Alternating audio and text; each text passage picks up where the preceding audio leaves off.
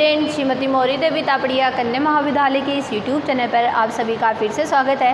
आज का जो अपना टॉपिक है वो है सब ग्रुप के बारे में। आज जो है वो अपन ग्रुप का जो अपना टॉपिक था वो अपन पूरा कंप्लीट कर चुके हैं। ठीक है, आज जो है वो अपन पढ़ेंगे सब ग्रुप के बारे में। ठीक है, उप समूह के बारे में पढ़ेंगे कि उप समूह क्या होता है, किस तरह से इसकी डिफ़ाइन होता है, किस तरह से इसकी डेफिनेशन रहती है। इन सब चीज़ों को अपन आज की वीडियो में देखेंगे। तो सबसे पहले जब भी अपन पहले उप समूह की बात करते हैं तो यहाँ पर एक अपन बात करते हैं, एक यहाँ पे नाम आता है कॉम्प्लेक्स। कोई भी जो ग्रुप होता है उसका कॉम्प्लेक्स किसे बोलते हैं। ठीक है, लिखते हैं यहाँ पे ग्रुप का कॉम्प्लेक्स। ग्रुप यहाँ पे अपन कोई भी ले सकते हैं, ग्रुप जी का कॉम्प्लेक्स। अब ये कॉम्प्लेक्स अपन फाइंड आउट कैसे करते हैं इसको अपन सबसे पहले देखेंगे। तो देखिए, कॉम्प्लेक्स के लिए बहुत ही सिंपल सी एक डेफिनेशन रहती है कि जी का कोई भी एक सेट है, सबसेट। ठीक है, अपन सबसेट उठाते हैं और कैसा सबसेट उठाते हैं अपन, नॉन एम्प्टी उठाते हैं। ठीक है, कोई भी जो जी का नॉन एम्प्टी सेट होगा वो क्या कहलाता है, उसका कॉम्प्लेक्स कहलाता है। यहाँ पे लिख देते हैं जी का कोई अरिक्त समुच्चय, नॉन एम्प्टी सेट, अरिक्त समुच्चय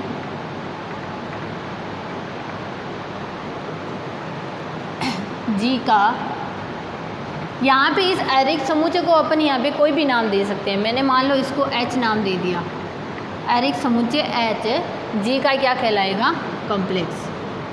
जी का कॉम्प्लेक्स कहलाता है। ये तो थी कॉम्प्लेक्स की बहुत ही सिंपल सी डेफिनेशन। अब एक अपने यहाँ पे आता है इंड्यूस्ड ऑपरेशन। ठीक है, वो क्या होती है, प्रेरित संक्रिया। जैसे अपन जानते हैं कि कोई भी जो अपना ग्रुप होता है, ठीक है, उस ग्रुप पर अपन एक बाइनरी ऑपरेशन जो होता है वो अपन डिफ़ाइन करते हैं। एक संक्रिया जो होती है उसको अपन वहाँ पर डिफ़ाइन करते हैं। ठीक है, तो अपन ने जो संक्रिया उसके लिए डिफ़ाइन की है, अगर वही संक्रिया अपने जो मैं उसका सबसेट उठाती हूँ, जो मैं उसका एक छोटा सा सबसेट उठाती हूँ, कोई भी जैसे नॉन एम्प्टी सेट मैंने यहाँ पे H उठाया, अगर वो इस H के अंदर भी क्या हो जाए, अप्लाई हो जाए। जैसे मान लो, कहने का मतलब जैसे अपन संक्रिया को कहने का मतलब क्या है, A और B अगर G को बिलोंग करते हैं, इसका मतलब है A स्टार B भी किस में बिलोंग करेगा, मेरा G में बिलोंग करेगा। अब मैंने एक सेट ऐसा उठाया है जिसके अंदर ये दो एलिमेंट उठाए मैंने, कोई भी दो एलिमेंट उठा सकते हैं, P एंड Q। ये मैंने G का जो सबसेट है H, उससे मैंने उठाया है। H जो है वो किसका सबसेट है, G का। मैंने उससे दो एलिमेंट उठाए हैं, किसको, P और Q को। तो अगर P और Q की जब मैं इस पर ये बाइनरी ऑपरेशन अगर मैं ऑपरेट करवाती हूँ और वो वापस मेरा किस में आ जाए, H में आ जाए, देन उस कंडीशन को मैं क्या बोलूँगी कि ये जो मेरी संक्रिया है ये मेरी कैसी है, यहाँ पे इंड्यूस्ड है। इंड्यूस्ड यानी प्रेरित है। प्रेरित मतलब ये संक्रिया अपन G के अंदर अप्लाई कर रहे थे और ये अगर H के अंदर भी अप्लाई हो जाती है तो अपन इसको क्या बोलते हैं, इंड्यूस्ड या प्रेरित संक्रिया बोलते हैं। अब अपन आते हैं सब ग्रुप की डेफिनेशन पे। ठीक है, ये जो बहुत ही इसका सिंपल सा बेसिक था जो मैंने आपको बताया। अब जो है वो अपन सब ग्रुप के लिए डेफिनेशन को देखेंगे कि सब ग्रुप यानी उप समूह अपन किसे कहेंगे, उसके लिए अपने को क्या क्या प्रॉपर्टीज़ की नीड होती है और किस तरह से अपन उसको डिफ़ाइन करते हैं।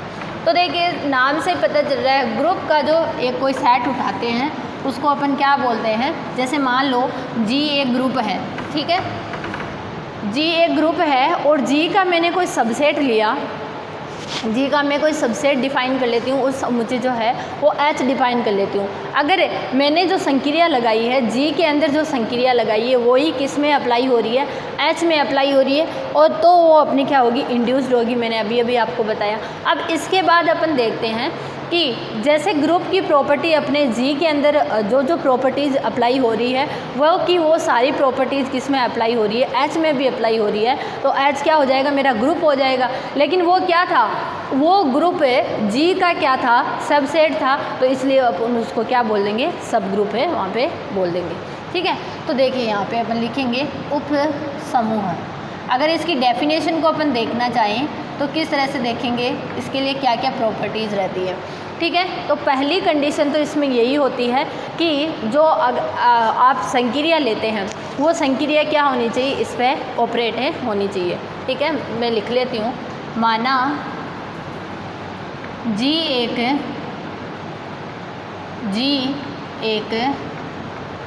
ग्रुप है तथा जी मैंने एक ग्रुप लिया है तथा एच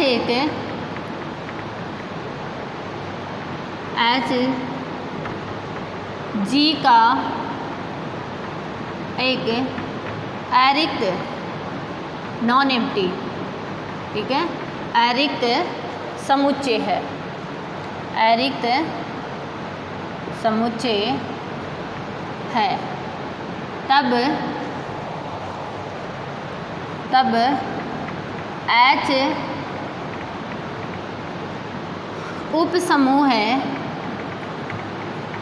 H जो है वो सब ग्रुप कब कहलाएगा, उसके लिए अपन कंडीशन देखेंगे। H उपसमूह है कहलाता है यदि, इसके लिए पहली कंडीशन होगी इसके लिए समृद्धता। ठीक है, क्या क्या कंडीशन रहेगी, पहली कंडीशन रहेगी यदि जी की जो जी था, जो जी में अपन संक्रिया क्या ले रहे थे, स्टार संक्रिया ले रहे थे, वही संक्रिया मेरी एच में भी कैसी हो, समृद्ध हो। जी की संक्रिया एच के लिए भी समृद्ध हो, अर्थात समृद्ध होने का मतलब क्या होता है, मैंने आपको बताया था शुरुआत में जब मैंने प्रॉपर्टीज़ डिफाइन की थी। कोई भी दो एलिमेंट उठाओ आप किसके, जिसको आपको समृद्ध दिखाना है उसको। ठीक है, मैंने ए और बी जो है वो किससे उठाए, एच से उठाए, तो उस कंडीशन में ए स्टार बी भी किस में आ जाए, मेरा एच में आ जाए, तो ये संक्रिया क्या हो जाएगी मेरी यहाँ पर समृद्ध हो जाएगी।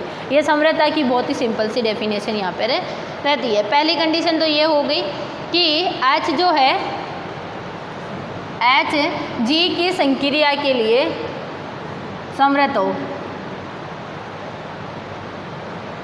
ठीक है, ये हो गया। अब दूसरी जो कंडीशन है उसको अपन ऐसे लिखेंगे, जैसे अपन है जी को ग्रुप प्रूफ करने के लिए उसके अंदर अपन ने प्रॉपर्टीज़ देखी थी, क्रम विनिमयता की, ठीक है, क्रम विनिमयता की, साहचर्यता की, ये सब जो प्रॉपर्टीज़ अपन ने उस पर देखी थी। ठीक है, वही प्रॉपर्टीज़ क्या होगी, इस पर भी लागू होगी। तो अपन यहाँ पे लिख सकते हैं कि एच समूह है जी के लिए प्रेरित संक्रिया के लिए ग्रुप हो। एच जी में प्रेरित या जी के प्रेरित संक्रिया के लिए ग्रुप हो।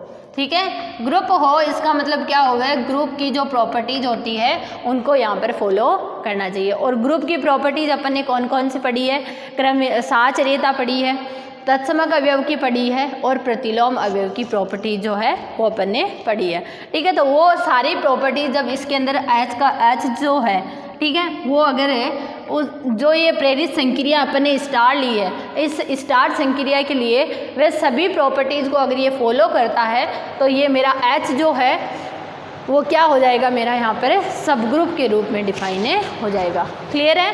एक अपन ने अरिक्त उप समुच्चय लिया था, इसका अरिक्त उप समुच्चय जी का अपन ने एक अरिक्त उप समुच्चय लिया था, जिसके लिए अपन ने ये दो कंडीशन देखी है, तब ये क्या हो जाएगा, उप समूह हो जाएगा। अब उप समूह जो होते हैं अपने दो टाइप के होते हैं, उनको भी देख लेते हैं कि वो किस किस तरह से अपना डिफाइन होते हैं।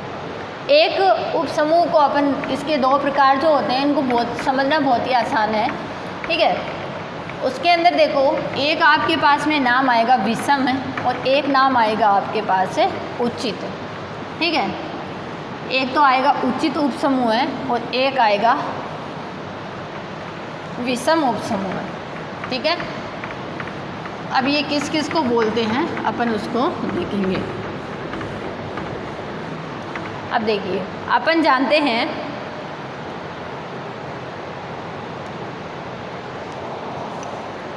पहला होगा इसमें प्रॉपर, ठीक है,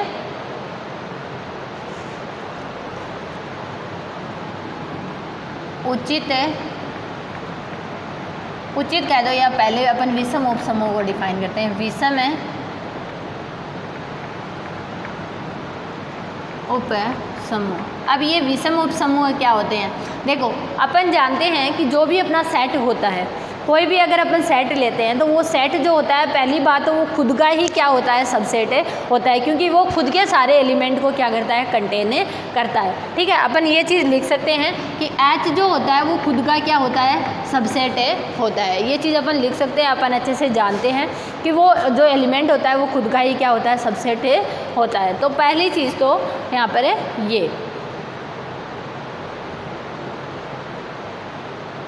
पहले यहाँ पे हो जाएगी इसके अंदर विषम उपसमूह है, एक तो क्या हो जाएगा, G हो जाएगा, और एक क्या हो जाएगा, जो आइडेंटिटी एलिमेंट जो है उसको जो सेट कंटेन करेगा, या आइडेंटिटी एलिमेंट का जो सेट होगा, ये दोनों जो सेट सबसेट इसके बनेंगे।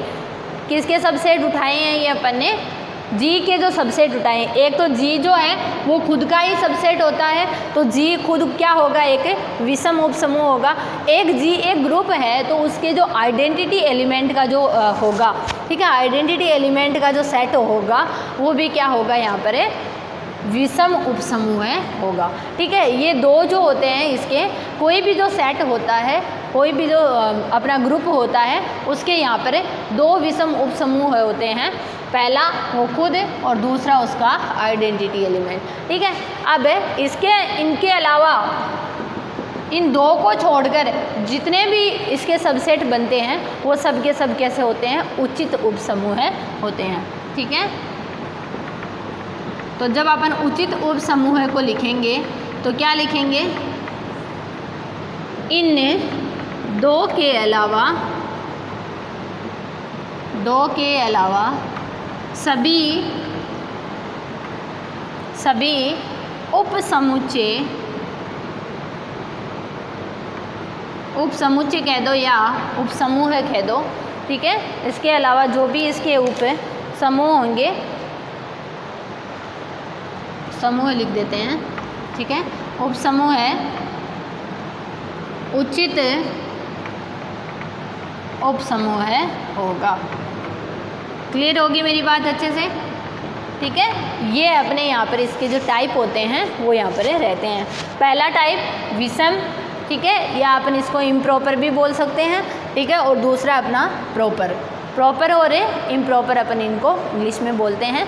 ठीक है, तो उचित तो क्या हो जाएगा, जो अपने इम्प्रॉपर होंगे, जो अपने विषम होंगे उनको छोड़ के, और कोई भी जो सेट होता है, कोई भी जो ग्रुप होता है उसके दो विषम उपसमूह होते हैं, और उन दो को छोड़कर जितने भी सारे जो उसके उपसमूचे होते हैं वो कैसे, या उपसमूह होते हैं वो कैसे होते हैं, प्रॉपर होते हैं। तो स्टूडेंट, ये था अपना आज का वीडियो जिसमें अपन ने सब ग्रुप के बारे में डिस्कशन किया है कि सब ग्रुप क्या होता है, इसकी डेफिनेशन को देखा है, और इसके अलावा अपन ने यहाँ पे देखा है कि इसके टाइप जो होता है वो क्या क्या होते हैं। कल अपन इसकी प्रॉपर्टीज़ के बारे में जो है वो कुछ थ्योरम्स जो है उनको डिस्कशन करेंगे। तो आप इस वीडियो को ध्यान से देखिएगा, और कुछ भी नहीं समझ में आता है तो आप मेरे साथ शेयर कीजिएगा। Thank you so much.